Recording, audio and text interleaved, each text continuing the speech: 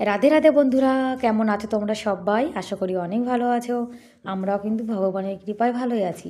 আমার ভিডিওটা যে যেখান থেকে দেখছো তোমাদের সবাইকে জানাই অনেক ভালোবাসা, অনেক স্বাগত। প্লিজ বন্ধুরা, আজকের ভিডিওটি বেশি বড় না, একদমই ছোট। প্লিজ তোমরা ভিডিওটি স্কিপ না করে পুরো ফুল দেখো। আশা করি তোমাদের আজকের ভিডিওটি ভালো লাগবে। সকালে কিন্তু আমার স্নান টান সবই হয়ে গেছে, আর সেই জন্য মুখ টুক বেঁধে কিন্তু এখন ঝাড় দিয়ে নিচ্ছি। আর দেখেছো রাস্তায় কতটা ধুলো, রাস্তাটা ঝাঁট না দিলে কিন্তু একদমই দেখতে ভালো লাগে না। সেই জন্য ঝাঁটটা দিয়ে নিচ্ছি। আর মুখটা ঢেকে নিয়েছি, তাহলে মুখে আর ধুলোবালি লাগবে না। রাস্তাটা দেখো এখন কত সুন্দর পরিষ্কার হয়ে গেছে। আর আমাদের ঘর বাড়ির সঙ্গে সঙ্গে আমাদের আশপাশটাও কিন্তু পরিষ্কার রাখা দরকার। আর আমরা তো এখানে মাঝে মাঝে বসে থাকি বিকালের টাইমে, যার জন্য একটু পরিষ্কার পরিচ্ছন্ন করে রাখতে হয়। আর এদিকে আমার বর কিন্তু এই পাঁচিলটার উপরে গম দিয়েছিল, গমটা খাওয়ার জন্য কিন্তু মোড়টা চলে এসছে। আর দুদিন গম দেওয়া হয়নি, যার জন্য কিন্তু ও এসে এসে না ফিরে চলে গেছে। আর আজকে দিয়েছে, যার জন্য কিন্তু বসে বসে দেখো খাচ্ছে। এদিকে কিন্তু আমার বর রান্না বসিয়ে দিয়েছে, বাঁধাকপি ভাজা, কেননা আমি তো 3-4 দিন গোপালে রান্না করতে পারবো না। সেই জন্য আমার বর রান্না করবে, এই জন্য এখন রান্না বসিয়ে দিয়েছে সকালে উঠেই। আর এখন একটু গরম জল করছি, শীতকালে গরম জল না খেলে কিন্তু হয় না, কেননা জলটা না অনেক ঠান্ডা থাকে। আর আমাদের এখানে কিন্তু ভালোই শীত পড়ে গেছে, সকালে সোয়েটার টুপি মোজা সব কিছু কিন্তু পরে থাকতে হয়। আর এখন ছেলেকে যে রুটি বানিয়ে দিচ্ছি, ছেলেকে 2টো রুটি বানিয়ে দেবো, ও স্কুলে নিয়ে যাবে গোপাল সোনার জন্য। আমার বর কিন্তু ভাত রান্না করেছে, বাঁধাকপি ভাজাও করেছে, আর রুটিটা ছেলে খাবে, যার জন্য আমি বানিয়ে নিচ্ছি। আর স্কুলে বলেছে 2টো রুটি নিয়ে যাবে। আগে জানা তো আমার সোনা যখন ছোট ছিল একদমই রুটি খেতে চেত না, এখন বড় হয়ে গেছে, যার জন্য কিন্তু লাঞ্চে যাই দিই সব কিন্তু খেয়ে আসে। বাচ্চা বড় হলে কিন্তু দেখবে মার অনেকটা ঝামেলা কিন্তু কমে যায়। আর ছোটোবেলায় হাত দিয়ে খাইয়ে দিতে হয়, রেডি করে দিতে হয়, অনেকটা ঝামেলা হয়ে যায়। এখন রুটি বানানো হয়ে গেছে, রুটিতে একটু ঘি লাগিয়ে দিয়েছি, আর সুজির একটু হালুয়া করেছি। বেশি করিনি, অল্প করেছি, যাতে ছেলে স্কুলে নিয়ে যাবে। বাঁধাকপি ভাজা 2-3 বার খেলে না আবার গ্যাস হয়ে যায়, যার জন্য ওকে এই যে সুজির হালুয়া বানিয়ে দিয়েছি, এটাই খেয়ে নেবে। আর বাচ্চা কাচ্চাকে অনেক সাবধানে খাওয়া দাওয়া করাতে হয়। বেশি তেল মশলা খেলে দেখবে বাচ্চাদের কিন্তু অ্যাসিডিটি হয়ে যায়, যার জন্য স্কুলে না সবসময় একটু হালকা খাবার দেওয়ার চেষ্টা করি, যাতে বাচ্চার পেটটা ভালো থাকে। এদিকে চাচি কিন্তু রুটি বানানো শুরু করে দিয়েছে, আজকে বানাচ্ছে বাজরার রুটি। এই রুটি কিন্তু আমরা খাবো। আর ছেলে স্কুলে তো গমের আটা রুটি নিয়ে গেছে। আর বাজরার আটা যেটা হয়, সেটা কিন্তু একটা রুটির জন্য একবারে আটা মাখাতে হয়, তারপরে আর একটা রুটির জন্য আবার আটা মাখাতে হয়। আর এটা কিন্তু বেলনাতে বেলা হয় না, এটা এভাবে হাত দিয়ে থাবা দিয়ে দিয়ে তারপরে কিন্তু বানানো হয়। তোমরা দেখো কিভাবে বানাচ্ছে।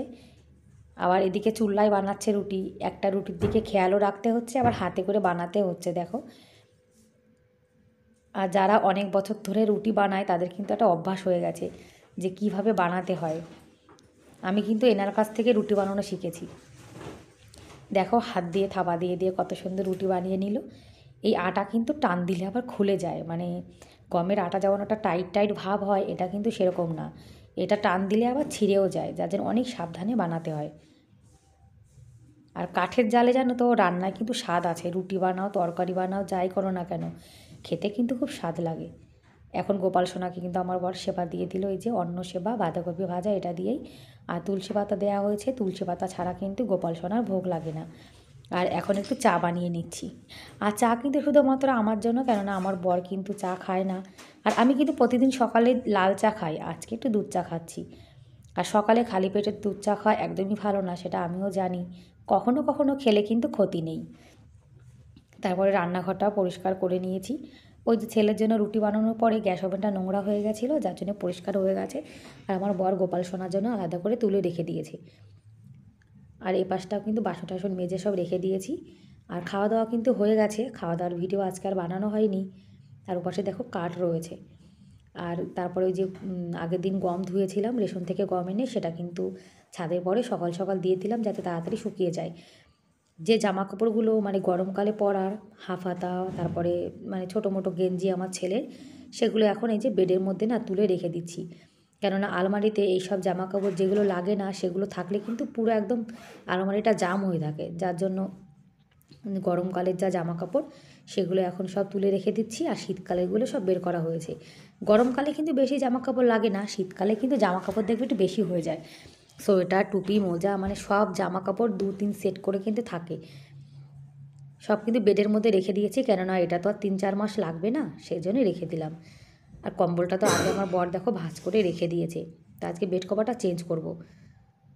আমি কিন্তু সপ্তাহে 2 দিন করে বেড কভার চেঞ্জ করি।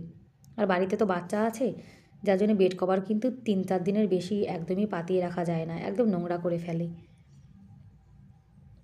যাদের ছোট বাচ্চা আছে তারা তো জানো যে বাচ্চারা কিন্তু বেডের পরে বসে, বই পড়ে, আবার এখানে কিন্তু খাবার দাবার খায়, যার জন্য বেড কভারটা সব থেকে বেশি নোংরা হয়।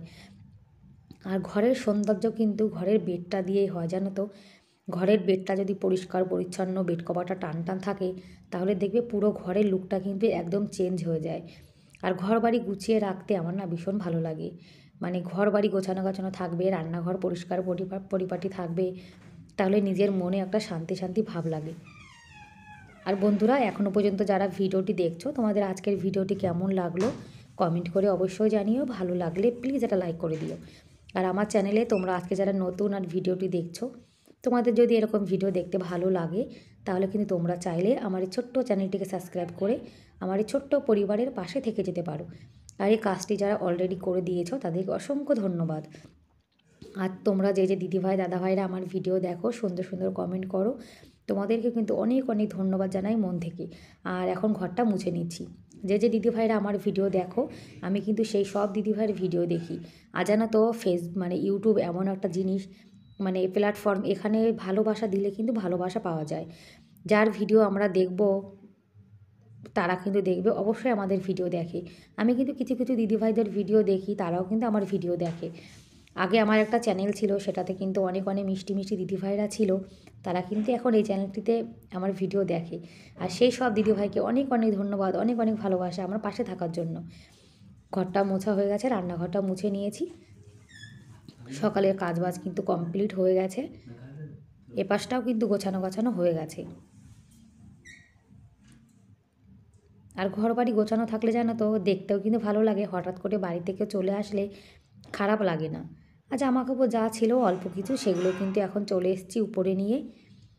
ছাদের পরে কিন্তু ভালোই রোদ আছে, দুপুরের মধ্যে সব কিন্তু শুকিয়ে যাবে। আর এখন তো শীতের বেলা, ছোট দিন, সকাল সকাল উঠে কিন্তু সংসারের কাজ করলে দেখবে অনেক তাড়াতাড়ি কাজ হয়ে যায়। আর ঘুম থেকে যত আমরা লেট করে উঠবো, ততই কিন্তু কাজ করতে জানো তো আমরা আরও লেট হয়ে যাব। এই জন্যে আমি মনে করি শীতের সকালে একটু ভোরে কষ্ট করে উঠলেও সংসারের কাজটা কিন্তু তাড়াতাড়ি হয়ে যায়।